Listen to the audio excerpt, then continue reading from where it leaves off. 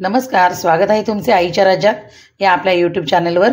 तर चला, दिवाळी वगैरे छान झालेली आहे आणि दिवाळीचा फराळ खाऊन तुम्हाला खूप कंटाळा आला असेल, तर थंडीचे दिवस आहे आणि सारखं काही ना काही तोंडात टाकण्याची इच्छा होते।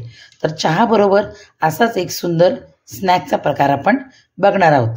त्यासाठी मी इथे छोले घेतलेले आहेत आणि ते छान असे भिजून घेतलेले आहेत। चला तर मग चटपटीत असा स्नॅकचा प्रकार करायला घेऊया, रेसिपीला सुरुवात करूया।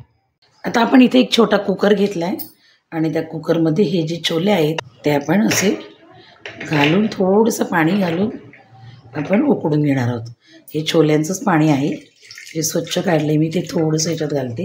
याच्यामध्ये थोडंसं असं आपण मीठ घालूया, म्हणजे छान छोले शिजताना त्याला मीठ लागेल। आणि कुकरचं झाकण बंद करून मी याची शिट्टी काढून घेते। आता आपल्या कुकरला छान अशा 2-4 शिट्ट्या झाल्यात आणि हे छोले आपले बघू शकता तुम्ही छान असे शिजलेत या पद्धतीने। आता आपण याच्यामध्ये बाकीचे मसाले टाकायचे।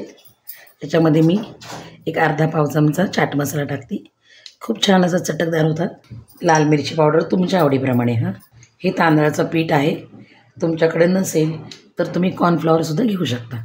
हे याच्याने जरा छान असं कुरकुरीत टेस्ट येते। हे बेसन पीठ आहे, आपलं डाळीचं पीठ, आणि चवीपुरतं थोडंसं मीठ।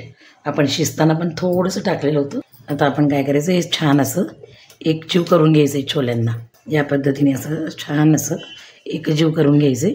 याला मी थोडासा पाण्याचा हपका मारते, म्हणजे हे जरा सगळं मसाले आणि हे आपलं मिश्रण ओलसर होईल।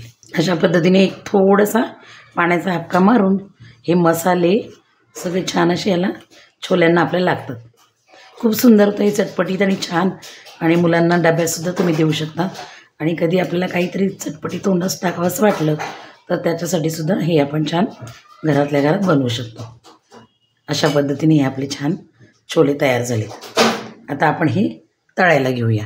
इथे आता आपलं कढईतलं तेल पण छान असं तापले आणि आता आपण हे मिश्रण सगळं त्याच्यामध्ये आपले छान छोले असे टाकून घेऊया। असे उचलायचे आणि एक एक आपल्याला याच्यात सोडून घ्यायचे।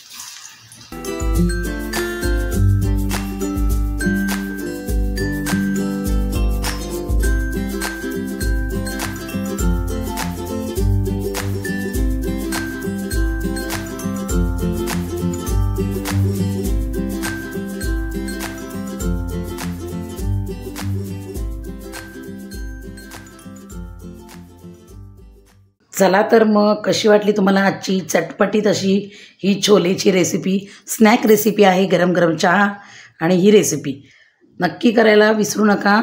आणि माझ्या चॅनलवर जर नवीन असाल तर चॅनलला सबस्क्राईब करून बेल बटन दाबायला विसरू नका। पुन्हा भेटूया अशाच एका सुंदर आणि छान रेसिपीसोबत। तोपर्यंत थँक्यू, बाय, काळजी घ्या आणि छान छान रेसिपी खात राहा।